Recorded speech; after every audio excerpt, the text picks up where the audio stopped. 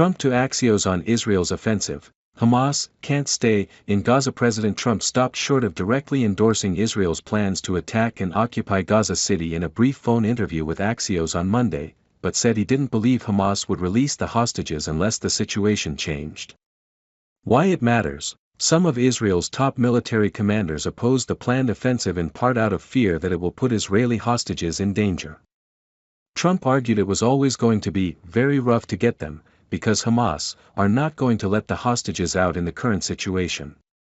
The Israeli plan has faced enormous international backlash given the humanitarian disaster already unfolding in Gaza, but Trump has decided not to intervene and to let Israel proceed as it sees fit. While Trump declined to say whether he supported the planned operation, he seemed to agree with Prime Minister Benjamin Netanyahu's argument that more military pressure on Hamas is required. What he's saying, Trump said Israel has to decide what to do next and also whether to allow Hamas to remain in Gaza, but that in his opinion, they can't stay there. Driving the news, Trump told Axios he'd had a good call with Netanyahu on Sunday.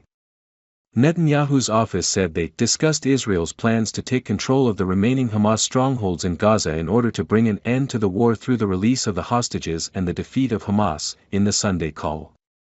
Netanyahu said in a press conference on Sunday that he asked the Israel Defense Forces to present plans for taking over Gaza City.